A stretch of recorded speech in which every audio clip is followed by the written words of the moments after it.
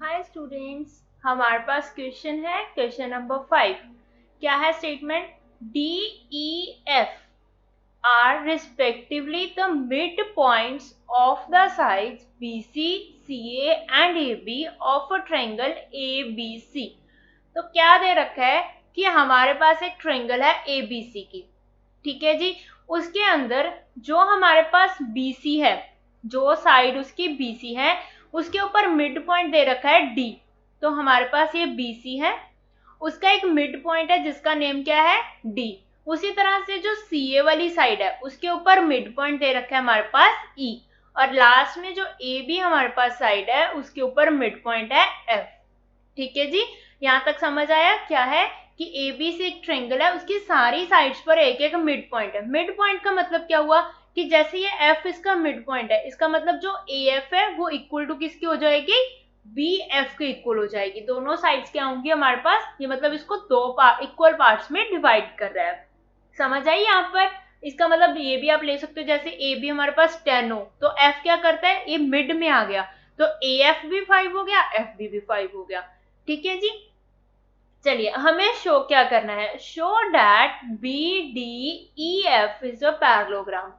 हमें प्रूव करना है कि ये जो है हमारे पास बी डी ई और ये एफ, ये हमारे पास क्या है? एक पैरेललोग्राम बन रहा है। ठीक है जी।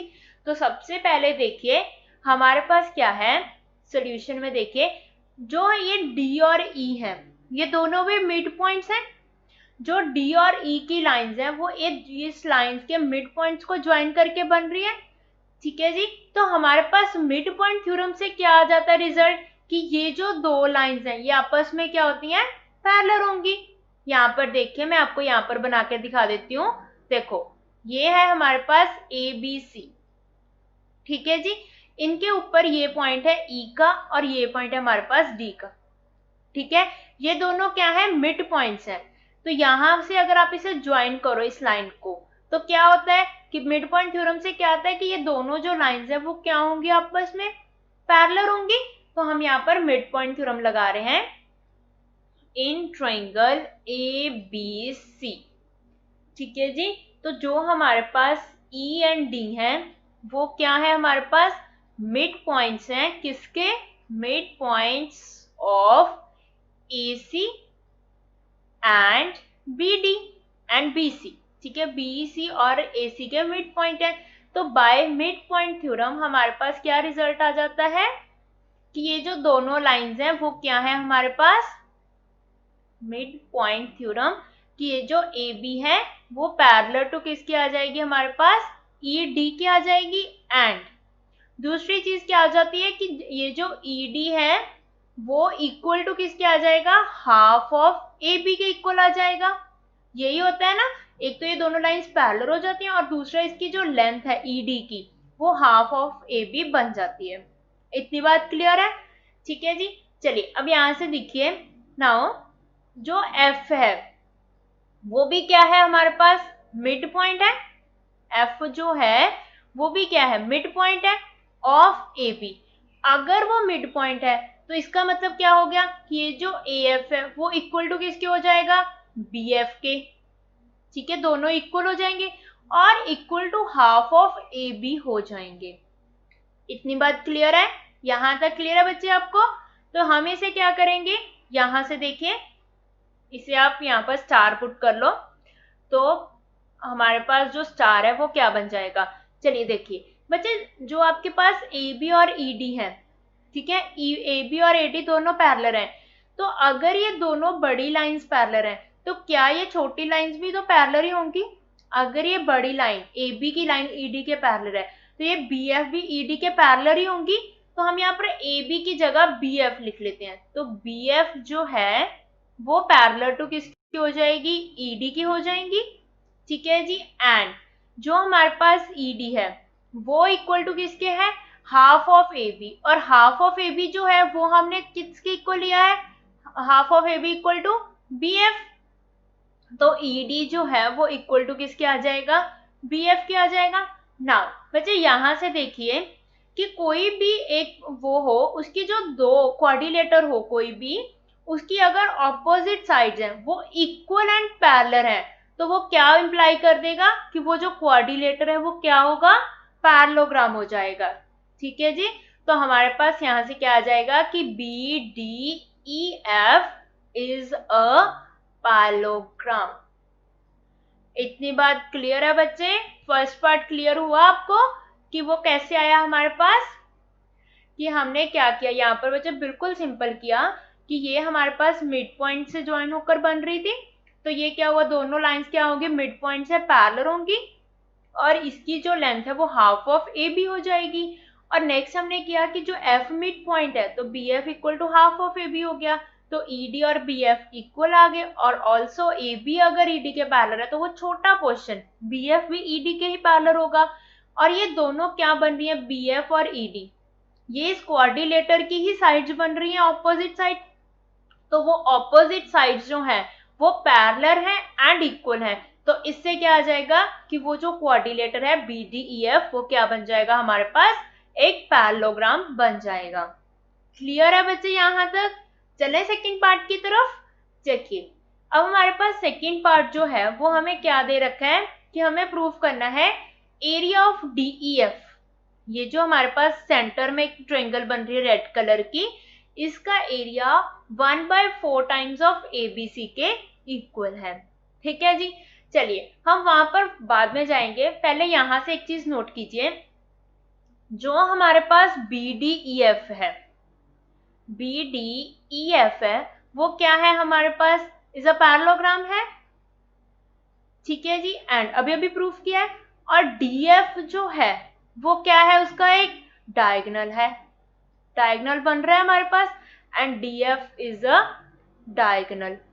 अगर DF जो है वो डायगोनल बन गया पैरेललोग्राम का, तो ये वाले दोनों जो पोर्शन है उन दोनों का एरिया सेम आ जाएगा। क्यों? क्योंकि जो डायगोनल होता है वो दो इक्वल पार्ट्स में डिवाइड कर देता है, तो हमारे पास यहाँ पर क्या आ जाएगा, area of DEF equal to किसके आ जाएगा हमारे पास, एरिया ऑफ FBD, FBD के एरिया के इक्वल आ जाएगा। इतनी बात क्लियर हुई बच्चे आपको?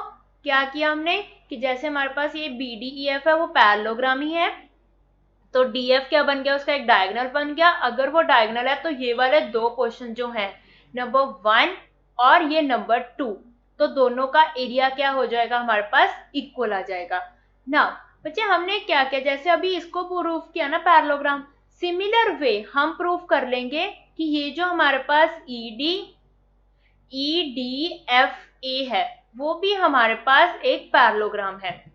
ठीक है जी, सिमिलरली जो हमारे पास EDFA है इज अ पैरेललोग्राम। बिल्कुल सिंपल, अगर आप प्रूफ करना चाहो तो कर सकते हो, अदरवाइज आप सिमिलरली लिख के भी छोड़ सकते हो। तो उसमें क्या आ जाएगा, देखो EDF है, सेम पे बच्चे देखो जैसे वो ED और AB पैरेलल थे तो ED और AF भी पैरेलल हो जाएंगे। ऊपर से यहाँ से हाफ ऑफ AB के इक्वल है, वो हमारे पास हम AF equal to half of AB लिख लेंगे। इसमें भी ये opposite sides AF and ED equal and parallel हो जाएंगी, तो EDFA क्या बन जाएगा हमारे पास, पैरेललोग्राम। अगर वो पैरेललोग्राम है एंड EF क्या है, उसका डायगोनल है। ठीक है जी, तो अगेन सेम वे दोनों ट्रायंगल्स का एरिया 1 और ये 3 दोनों का एरिया क्या हो जाएगा हमारे पास, इक्वल हो जाएगा। तो हमारे पास area of DEF equal to किसके आ जाएगा हमारे पास, एरिया ऑफ किसके आ जाएगा, area of DEF equal to area of AEF के, AEF के इक्वल आ जाएगा। इतनी बात क्लियर है बच्चे आपको? चलिए सेम वे अगर हमने यहाँ से क्या लिया कि ये एक पैरेललोग्राम है, यहाँ पर पहले लिया था कि ये पैरेललोग्राम है, सिमिलर वे हम यहाँ पर प्रूव कर लेंगे कि अगर ये ECFD जो है वो भी हमारे पास एक पैरेललोग्राम बन जाएगा। तो हम यहाँ पर सिमिलरली लिख देंगे, similarly ECDF is a parallelogram.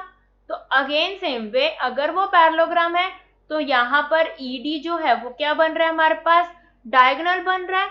अगर वो डायगोनल बन जाता है हमारे पास तो हमारे पास क्या आ जाएगा, कि ये डायगोनल है, तो ये दो पोर्शन है उनका एरिया क्या होगा हमारे पास, इक्वल हो जाएगा। अगेन सेम वे हमारे पास क्या आ जाएगा, एरिया ऑफ DEF जो है वो इक्वल टू किसके आ जाएगा, फोर्थ के एरिया के। फोर्थ कौन सा है हमारे पास, एरिया ऑफ ECD। इतनी बात क्लियर है बच्चे आपको। तो यहां से हमारे पास क्या आ जाएगा, देखो जो फर्स्ट है उसका एरिया इक्वल टू सेकंड है, फर्स्ट का ही थर्ड के इक्वल है, फर्स्ट ही फोर्थ के इक्वल है, तो ये सारे एरियाज इक्वल आ जाएंगे। तो हमारे पास क्या आ जाएगा, area of DEF equal to हमारे पास आ जाएगा एरिया ऑफ, दूसरा कौन सा हमारे पास, DFB। ठीक है जी, फिर से थर्ड के भी इक्वल ही है, तो ये हमारे पास एरिया ऑफ AEF के इक्वल आ जाएगा, और ये जो है फोर्थ के भी इक्वल हो जाएगा। तो एरिया ऑफ कौन सी ट्रायंगल आ जाएगी, ECD की ट्रायंगल के इक्वल आ जाएगा। ठीक है बच्चे, यहां तक क्लियर है आपको क्वेश्चन। चलिए अब हम क्या करेंगे, इन सबको एक एक्स सेलेक्ट कर लो। ठीक है जी, ये वाला था portion, first second third fourth, सबको हमने किया क्या कि सारे इक्वल है, तो हमने इसको इक्वल टू एक्स ले लिया। नाउ बच्चे ये जो हमारे पास ABC का एरिया है, ये पूरी ट्रायंगल जो है ABC, ये हमारे पास ये चले 4 पोर्शंस में डिवाइड हो रखी है। तो ये जो ABC का है वो किसके इक्वल आ जाएगा, इन चारों के सम के इक्वल आ जाएगा। So area of DEF, EFE, FBD और ECD के इक्वल आ जाएगा। तो सबका एरिया क्या ले रखा है, देखो DEF का एरिया कितना है x, इसका भी कितना है x, नेक्स्ट FBD का भी x है, और नेक्स्ट ECD का भी हमने क्या ले रखा है x। तो ये ABC का एरिया इक्वल टू किसके आ गया, 4x के। तो हमारे पास यहाँ पर क्या आ जाएगा, 1/4 एरिया ऑफ ABC। ठीक है जी, this is equal to x। ठीक है जी बेटा, हमने x यहाँ पर क्या ले रखा है, चारों को ले रखा है, बट हमने क्वेश्चन में देखो प्रूफ किसको करना है, DEF को। तो हम इस चारों में से किसको उठा लेंगे, DEF को उठा लेंगे। तो हमारे पास क्या आ जाएगा, 1/4 area of ABC, this is equal to x जो है उसकी जगह पर हम लिख देंगे एरिया ऑफ DEF। क्लियर है बच्चे, तो ये आपके पास आंसर आ जाएगा, हमारे सेकंड पार्ट का आंसर आ जाएगा। क्लियर है जी। चलिए अब हम चलते हैं अपने थर्ड पार्ट की तरफ। थर्ड पार्ट समझिए, थर्ड पार्ट में हमने क्या प्रूफ करना है कि ये जो हमारे पास BDEF है, ये वाला पोर्शन BDEF जो हमने ये पैरेललोग्राम दे रखा था, इसका एरिया इक्वल टू किसके, 1/2 एरिया ऑफ ABC। नाउ सबसे पहले देखिए जो हमारे पास BDEF है वो किन दो ट्रायंगल से बन रहा है, हमारे पास BDEF किन दो ट्रायंगल से बन रहा है, एक तो ये वाली ट्रायंगल और एक हमारे पास ये वाली ट्रायंगल। तो एरिया ऑफ किसके आ जाएगा, EFD plus area of DFB। और ये हमने दोनों का एरिया क्या ले रखा है, यहाँ पर देखो DEF का एरिया क्या रखा है, x, और DFB का एरिया भी क्या है हमारे पास, x। तो ये किसके इक्वल आ जाएगा, x plus x, this is equal to what, 2x। इतनी बात क्लियर है। नाउ हमें चाहिए ABC, ABC का एरिया है 4x, हमारे पास आया सिर्फ 2x, 2 से मल्टीप्लाइड 2 से डिवाइड, 2 इंटू ये 2x as it is, 2 into 2 is 4x, तो 1/2 as it is into 4x। 4x क्या है हमारे पास, एरिया ऑफ ABC। तो ये किसके इक्वल आ जाएगा, this is equal to 1/2 area of ABC। ठीक है जी, इस साइड ये वाला एज इट इज चल रहा है, एरिया ऑफ BDEF। क्लियर है बच्चे, तो हमने यही चीज प्रूफ करनी थी थर्ड पार्ट में, तो ये हमारे पास थर्ड पार्ट भी प्रूफ हो गया। क्लियर है जी, ओके बच्चे, थैंक यू।